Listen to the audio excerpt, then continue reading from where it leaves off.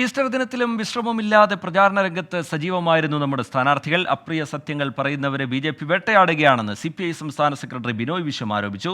കാത്തിരിപ്പ് കേന്ദ്രങ്ങളിൽ നിന്ന് ആന്റണിയുടെ പേരും ചിത്രവും മറയ്ക്കാൻ തെരഞ്ഞെടുപ്പ് കമ്മീഷൻ നിർദ്ദേശം നൽകി. ആലത്തൂരിലേക്ക് പോയാൽ ആലത്തൂരിൽ LDF UDF സ്ഥാനാർത്ഥികളുടെ പോസ്റ്ററുകൾ വ്യാപകമായി നശിപ്പിക്കപ്പെട്ടു. വോട്ടുറപ്പിക്കാൻ ഈസ്റ്റർ ദിനത്തിലും സ്ഥാനാർത്ഥികൾ പരക്കം പായുകയാണ്. പലയിടങ്ങളിലും പള്ളികളിലെ പ്രാർത്ഥനാ ചടങ്ങിൽ സ്ഥാനാർത്ഥികൾ പങ്കെടുത്തു. പൊതുപരിപാടികൾക്ക് അവധിയെങ്കിലും വോട്ടർമാരെ നേരിൽ കാണുന്ന തിരക്കിലാണ് സ്ഥാനാർത്ഥികൾ.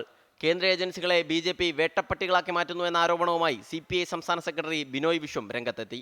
തങ്ങൾക്ക് അപ്രിയമായ സത്യങ്ങൾ ആര് പറഞ്ഞാലും അവരെ എല്ലാവരെയും വേട്ടയാടാൻ വേണ്ടിയുള്ള ഒരു വേട്ടപ്പട്ടികളായി BJP ഗവൺമെൻറ് അതിൻ്റെ പക്കലുള്ള അന്വേഷണ ഏജൻസികളെല്ലാം ദുരുപയോഗപ്പെടുത്തുകയാണ്. മണ്ഡലങ്ങളിലെ പ്രാദേശിക വിഷയങ്ങൾക്ക് കൂടുതൽ പ്രാധാന്യം നൽകുകയാണ് മുന്നണികൾ. ആലത്തൂരിൽ UDF സ്ഥാനാർത്ഥി രമ്യ ഹരിദാസിന്റെ പ്രചരണ സാമഗ്രികൾ വ്യാപകമായി നശിപ്പിക്കുന്നു എന്നാണ് പരാതി. പോലീസിനെ സമീപിച്ചിട്ടും നടപടിയുണ്ടാകുന്നില്ലെന്ന് രമ്യ ഹരിദാസ് ആരോപിച്ചു. ഇത്തരം രീതിയിലുള്ള ഒരു പ്രവർത്തനം ശരിയായിട്ടുള്ള ഒരു രീതിയല്ല.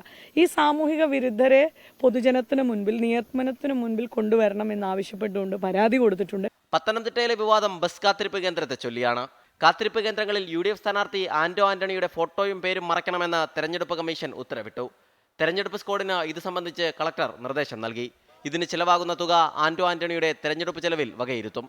LDF ആറന്മുള നിയോജക മണ്ഡലം സെക്രട്ടറി നൽകിയ പരാതിയിലാണ് തെരഞ്ഞെടുപ്പ് കമ്മീഷന്റെ ഇടപെടൽ. വിവിധ ബ്യൂറോകൾക്കൊപ്പം 24 തിരുവനന്തപുരം.